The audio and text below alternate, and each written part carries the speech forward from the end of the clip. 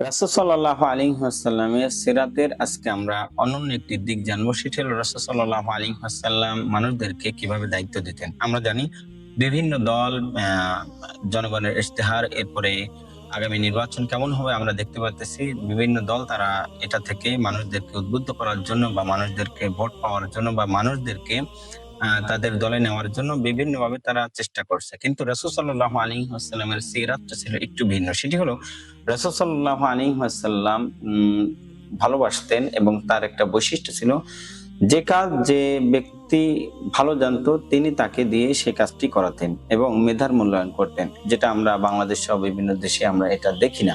বিশেষ করে বাংলাদেশের প্রেক্ষাপটে রাসূল সাল্লাল্লাহু আলাইহি ওয়াসাল্লামের সিরাতের আলোচনা তো একেবারেই কম। এরপর রাসূল সাল্লাল্লাহু আলাইহি ওয়াসাল্লামের মডেল এটা অ্যাপ্লাই করা হয় আমাদের দেশে খুবই কম। রাসূল সাল্লাল্লাহু আলাইহি ওয়াসাল্লাম মেধার মূল্যায়ন কিভাবে দিতেন এটা আমরা সিরাতের কিতাবে যদি আমরা একটু দেখি, সেটি হলো রাসূল সাল্লাল্লাহু আলাইহি ওয়াসাল্লামের একজন সবথেকে কাছের সাহাবী রাদিয়াল্লাহু তাআলা ছিলেন। সাহাবী ছিলেন হযরত আলী রাদিয়াল্লাহু তাআলা। তিনি যুদ্ধবিদ্যায় তিনি পারদর্শী ছিলেন, আবার একই সাথে তিনি কবিতা আবৃত্তি করতেন। খুবই সুন্দর কবিতা আবৃত্তি করতেন হযরত আলী রাদিয়াল্লাহু তাআলা।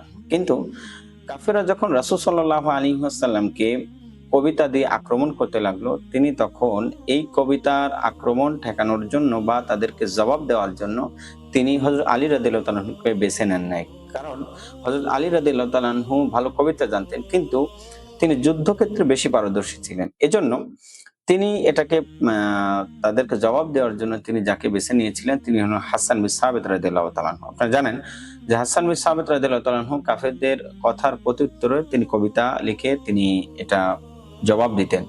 এজন্য রাসূল সাল্লাল্লাহু আলাইহি ওয়াসাল্লাম কখনোই হাসান বিন সাবিত রাদিয়াল্লাহু তাআলা যুদ্ধের ময়দানে তিনি তাকে সেনাপতি বানান নাই। কিন্তু কাফেরদের সাথে যত বাকযুদ্ধ হয়েছে তিনি হাসান বিন সাবিত রাদিয়াল্লাহু তাআলাকে তিনি তার এই কবিতার মাধ্যমে উত্তর দেওয়ার জন্য তিনি পছন্দ করেছেন।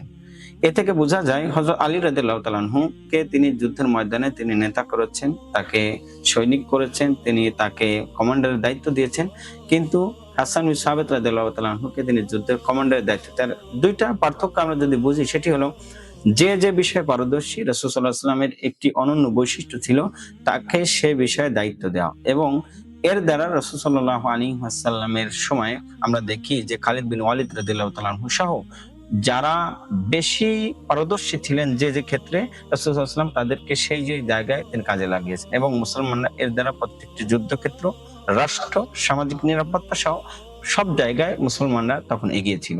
এজন্য আমরা যদি মেধার মূল্যায়ন করি, যে জায়গায় পারদর্শী আছে, যার মেধা যেমন ভাবে প্রতিফলিত করা যায় সেভাবে যদি আমরা প্রতিফলিত হওয়ার জন্য চেষ্টা করি এবং মেধার যোগ্যতা মূল্যায়ন যদি আমরা করতে পারি সিরাতের আলোকে, তাহলে আশা করা যায় আমাদের সমাজ, আমাদের রাষ্ট্র, বাংলাদেশ গোটা পৃথিবীর মাঝে নেতৃত্ব দিবে। এজন্য আমাদেরকে মেধার মূল্যায়ন করা অত্যন্ত জরুরি। আশা করি যারা নীতি নির্ধারক আছেন, পাশাপাশি আমাদের যুব সমাজের মধ্যে যারা যে বিষয়ে পারদর্শী আছেন, আমরা যদি তাদেরকে কাজে লাগাই, আমরা অচিরেই আমরা এদেশ আমাদের বিশ্বের দরবারে মাথা উঁচু করে দাঁড়াবে আরো বেশি, ইনশাআল্লাহ।